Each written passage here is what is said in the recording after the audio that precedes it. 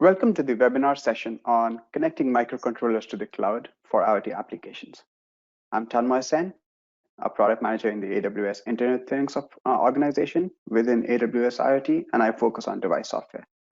Along with me is Dan Noel, who's also a product manager in the same team. In this session, we are going to talk about how microcontrollers benefit from connecting to the cloud.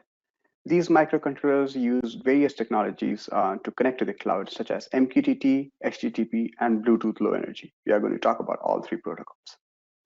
Cloud connectivity and security go hand in hand.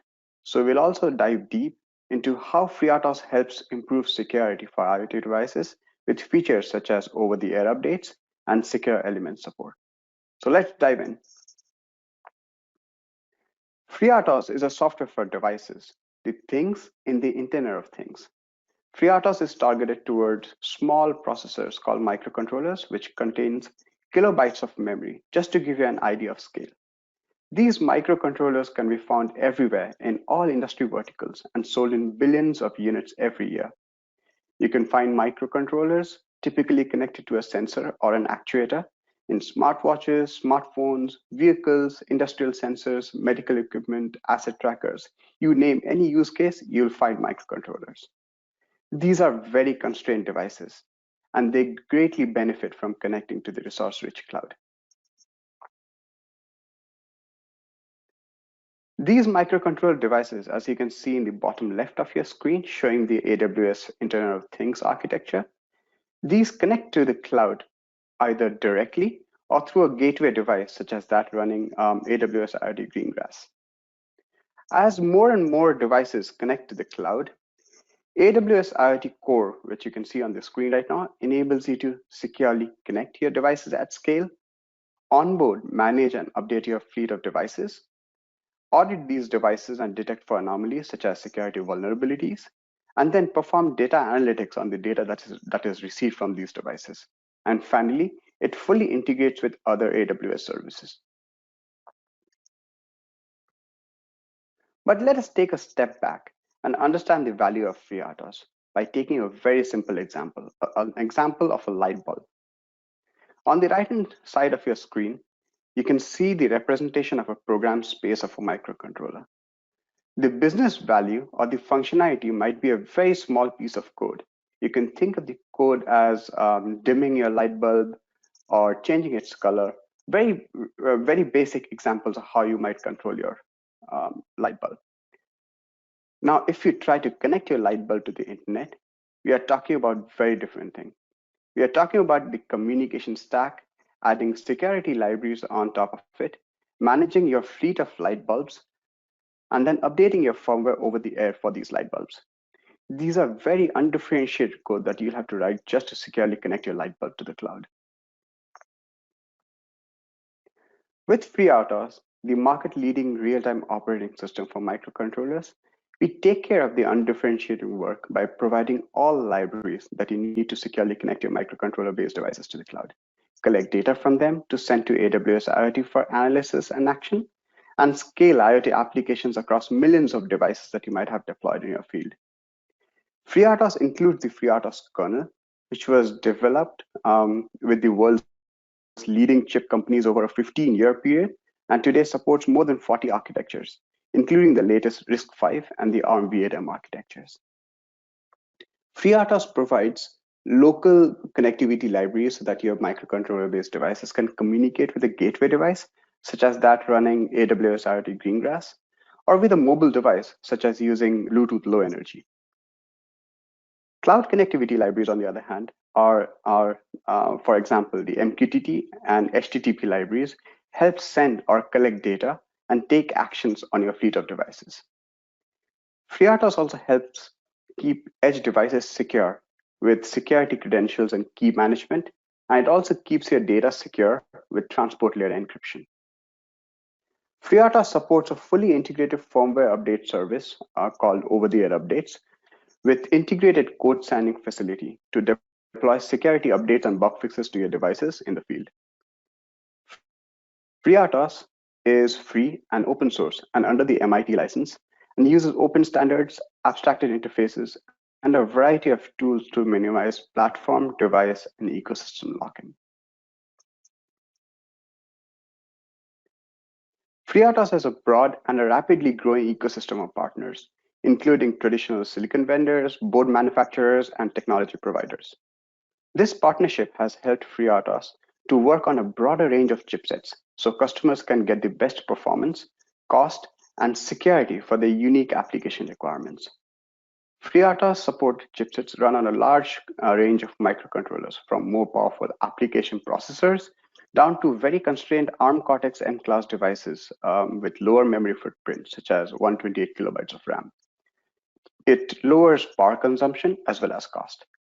Therefore, customers have a wider range of microcontrollers they can choose from, with varying levels of hardware security based on what is appropriate for the IoT device requirements. Typical IoT devices communicate infrequently with the cloud, sending and receiving only small packets of data. When these devices are not communicating, they are turned off to save power. The MQTT protocol fits perfectly with this use case, helping connect millions of these low bandwidth devices with limited compute power and memory to the cloud with very little overhead. MQTT is a widely adopted lightweight messaging protocol that uses publish-subscribe model and is designed for constrained devices and low bandwidth, high latency, and unreliable networks. These attributes make the protocol ideal for IoT applications where bandwidth and battery power are at a premium. In a pub-sub model, whenever a publisher wants to send information, it will publish to a particular topic.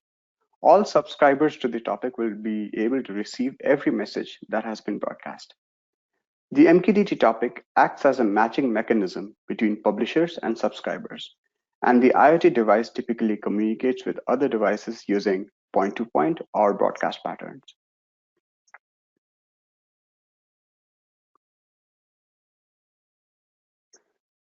There are millions of devices, such as fitness trackers, headsets, and smaller sensor devices that run on batteries. These devices typically run Bluetooth Low Energy or BLE and would benefit from securely connecting to the cloud. Today, developers who want to add BLE connectivity to their application running FreeRTOS find the process really difficult and time-consuming, especially if they want to evaluate different microcontrollers in their designs. Developers first select the microcontrollers and the compatible BLE stacks, then integrate the FreeRTOS libraries to the corresponding SDKs, and finally code and test with Android and iOS devices. FreeRTOS makes it really easy for you to collect, send, and analyze sensor data from your BLE devices.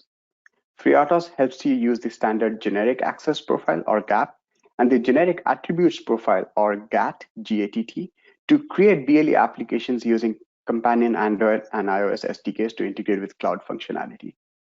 We have created custom profiles for MQTT over BLE for device to AWS IoT connectivity and Wi-Fi provisioning for BLE so that you can securely send Wi-Fi credentials to your device over BLE. For those who are not aware, according to the BLE specifications, GAP defines how BLE devices broadcast availability and communicate with each other, and GATT describes how data is transferred once a connection is established. MQTT is a lightweight pub-sub messaging protocol that we just learned about in our earlier section. MQTT over BLE has several advantages. MQTT over BLE enables developers to connect BLE devices to AWS IoT via a mobile device, such as a proxy, as you can see in the diagram on the right. It comprises of a new MQTT agent that supports both BLE and TCP/IP, so that the same library can provide BLE and Wi-Fi connectivity to AWS IoT. The iOS and Android SDKs provide proxy libraries, and you can use a simple demo application within this source code and the SDK so that you can quickly get started. The mobile device uses Amazon Cognito for authenticating with AWS IoT. Amazon Cognito service includes sign up, sign in, and access control to the web and mobile apps. MQTT over BLE also has an added advantage that you can use the existing OTA framework and other AWS services when you are connected to it.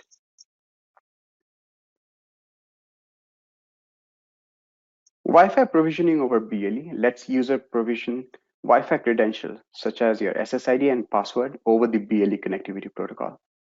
This enables users such as field technicians for device manufacturers to quickly set up and install their IoT devices. Users can save multiple Wi-Fi configurations and reprioritize, add, and delete saved networks. For security, BLE device and mobile phone are paired using BLE secure connections. And there is a demo code included within the source code that will help you quickly get started. This feature is quite useful for IoT devices that have both Wi-Fi and BLE capabilities. And hardware platforms that support both communication protocols enable these applications in a very significant way.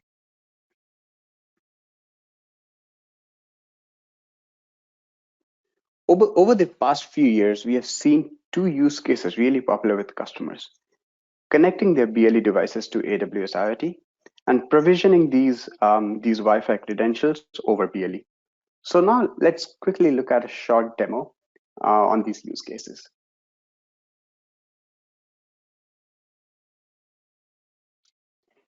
Here we see three screens: the MQTT client, which shows the MQTT messages sent to the AWS IoT, device console, which shows the output of the BLE device, and the mobile app, which lets you interact with the BLE device. First, we start with the pairing and bonding process between the BLE device and the mobile phone. The BLE device starts off by advertising its presence. The mobile phone detects it here as ESP32, which is the device we have used for the demo. The pairing process is initiated using a standard BLE secure connections mechanism. And once the keys are exchanged, the pairing and bonding process is complete. We now enable MQTT over BLE. As soon as we have enabled it, there is a two-way communication between the BLE device and AWS IoT using the mobile phone as a proxy.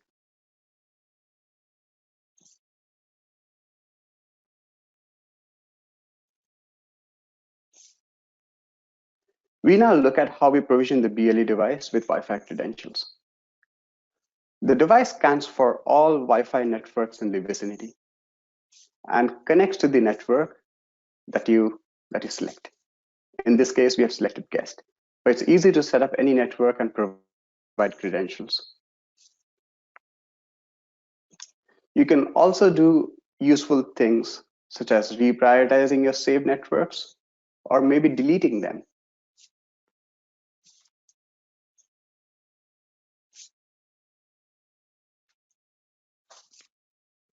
And once you're done, your device is ready to be connected to the local access point. I'll now let Dan take you to the rest of the presentation. Thank you, Tanmoy. Yes, I'm Dan Knoll, a product manager in our AWS IoT group, and I'll do the balance of our presentation today.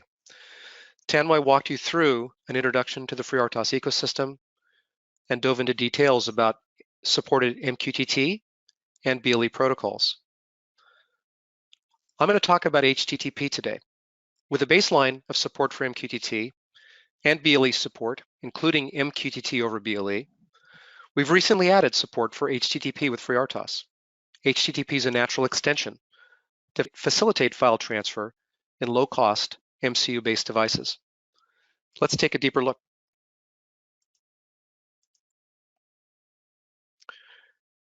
HTTP is familiar to customers and their existing processes.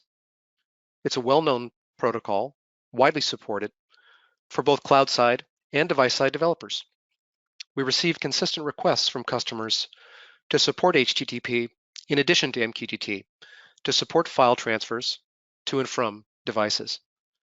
For example, home appliance manufacturers may want to download images or recipes to their devices, and HTTP is a natural choice for these use cases. HTTPS 1.1 is supported on FreeRTOS with both GET and PUT methods.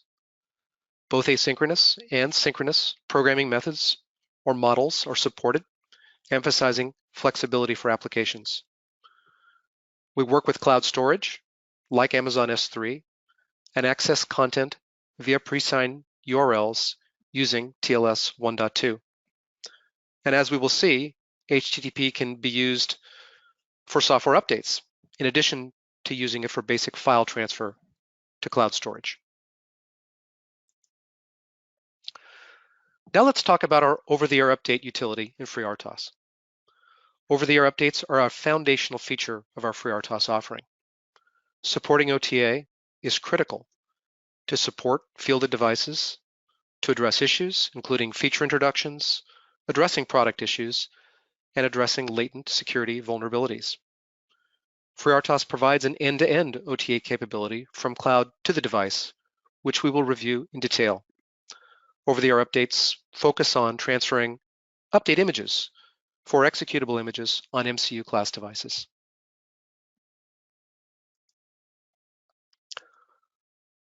With FreeRTOS OTA, you can use AWS IoT device management to remotely update devices and groups of devices. Think of updating fleets of devices as analogous to a logical partitioning of your deployed device group. This could correspond to a geographic area, or in some deployments, to individual building floors, for example. You get the ability to code sign the firmware image that you've created when scheduling updates. And devices have the ability to validate the signatures when the firmware is downloaded to the device, ensuring a secure transfer of your file in transit.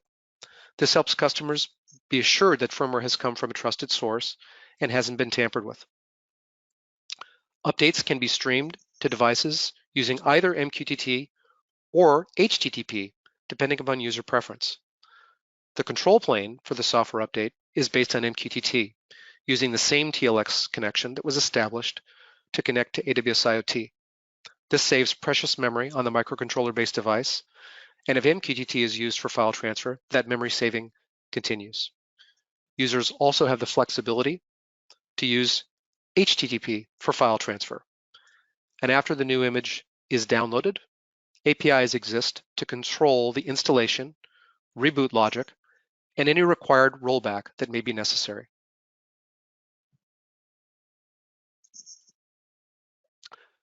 Let's review a demo of our OTA process. We'll review how an OTA job can be initiated from the AWS IoT console. And remember that all functionality is available programmatically, so updates can be built into your cloud applications. Here we'll start the demo, and we see the AWS IoT console.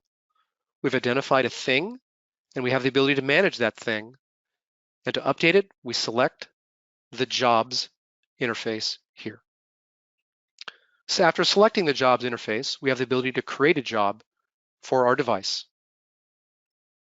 3 options are presented, and the option we want to focus on is the middle option, to create a FreeRTOS update job. This will enable an OTA update job, and we see that we'll have the ability to select either MQTT or HTTP to transfer our update file subject to our preferences. Let's create an update job here. And creating an update job, we have to make sure to bind it to the thing in question we identified in the previous screen. And let's hit next. Immediately we see in the Create a FreeRTOS OTA update job screen, we have the flexibility to select either MQTT or HTTP as suits our preference. If we have questions, we can consult the question mark, and pop-up help appears on the right-hand side to guide our decision. Once that's selected, we have 3 options for firmware image signing. We can have AWS sign a firmware image for us.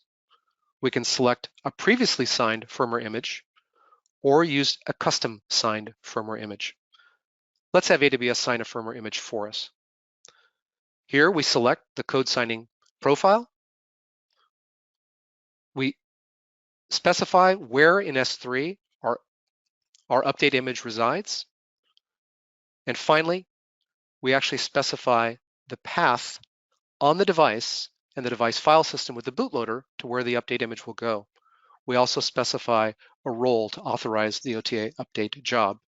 And for many of our selections, additional help exists where it's required.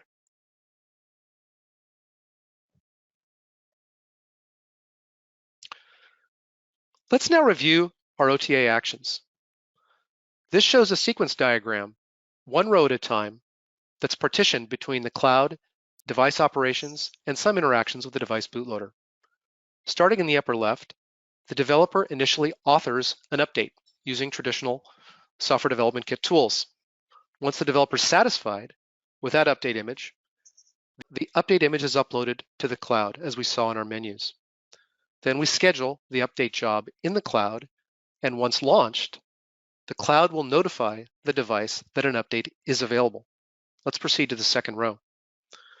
In the second row, based on the preference that I set, the image file is downloaded to the device using either MQTT or HTTP. That image is written into Flash in blocks. When the complete file is received successfully, the file is closed and the device verifies the signature matches what was signed in the cloud. Upon verification that the match has been received, the application is notified that a new image is ready. Let's proceed to the third row. The device application activates when it is ready. The bootloader verifies the image and confirms that the image is the latest available image that it can update to. Application control is resumed for a self-test before the image is finally committed. And let's proceed to the last row. Upon passing the self-test, the image can be finally committed and the cloud status completed. You'll see that there are possible error conditions in each row that we've not gone into in detail, but rest assured that our solution takes into account image corruption, failure to receive a complete image, or failure of the self-test. And in any of those cases, of course, the new image would not be committed. Now we want to talk about secure element support in FreeRTOS. Secure elements represent a collection of approaches that solve similar problems. Standalone secure elements, sometimes called hardware security modules, are the first example. Secure enclaves represent a second example and can use approaches like ARM Trust Zone. And a third example may use an optional second MCU core to isolate security-related functions and provide similar features.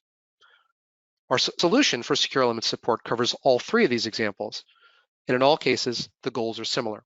But let's dive into secure elements themselves. Focusing on secure elements, tamper protection is emphasized. With FreeRTOS, use of a secure element leverages the standard PKCS11 or public key cryptography support library that has standard interfaces that emphasize open standards and application portability and compatibility. With tamper protection, device manufacturers are less worried the device might be accessed and manipulated by hostile actors in an attempt to hijack private credentials or other secrets. And secure elements allow the host MCU to be offloaded of demands on it in terms of both storage and compute, supporting reduced power consumption. Without a secure element, when it's not present, the FreeRTOS stack is familiar. Device private keys are stored on a board-specific basis. Solutions include one-time programmable flash and other approaches. The FreeRTOS provided PKCS11 library API communicates to the TLS 1.2 library to handle transport layer security. When a secure element is introduced, additional partner-supplied software provides standard interface to the FreeRTOS provided PKCS11 library API, as we see in the libraries that are the arrows at the bottom of the diagram. Communication exists between the secure element and the partner-supplied modules, which in turn communicate in a standard way to the FreeRTOS standard PKCS11 library. The software then transparently makes use of the additional functions provided by the secure element, like secure storage and cryptographic function offload. Today, we support 2 classes of secure elements, and with our standard interfaces are increasing our partner engagement to supply more secure element choices to our customers over time. Now let's look at an example at how a specific customer has benefited from the use of our FreeRTOS connectivity and update solutions.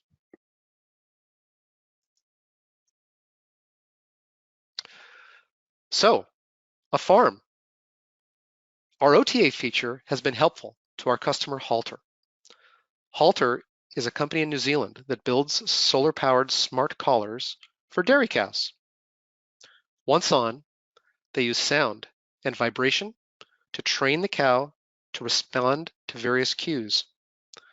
These smart collars are coupled with a mobile app, giving farmers and ranchers the ability to manage their herd remotely. So farmers can create virtual boundaries, control the movement of cows, and monitor the well-being of each cow.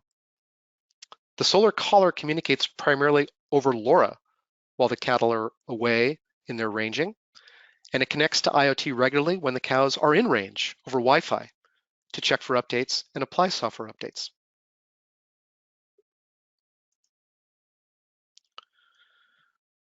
The OTA feature in FreeRTOS saved Halter months of development effort that they could then use on developing differentiating features for their use case. The second case, the tickless idle mode, supported in the FreeRTOS kernel, reduced power consumption from 15 milliamps to 1 milliamps, which is vital for solar-powered collars and preserving battery life. And finally, the use of the MQTT protocol and the pub-sub model between cloud and device help reduce the backend integration from days to hours.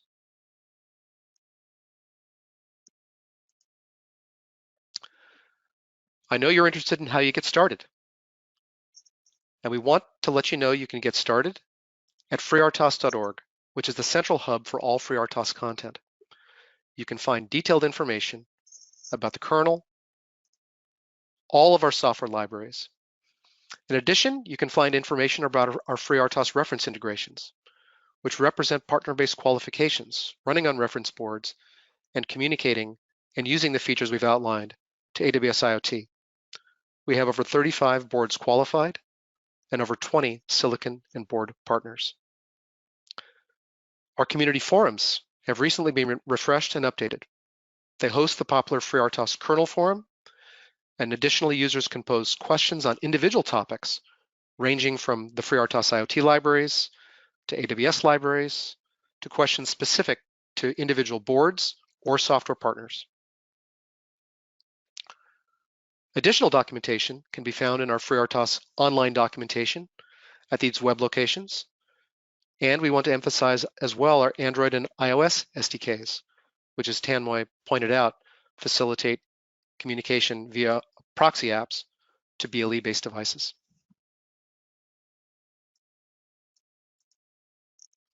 Let's summarize. We hope you've enjoyed our overview of connectivity with FreeRTOS. We reviewed the connectivity options supported with FreeRTOS.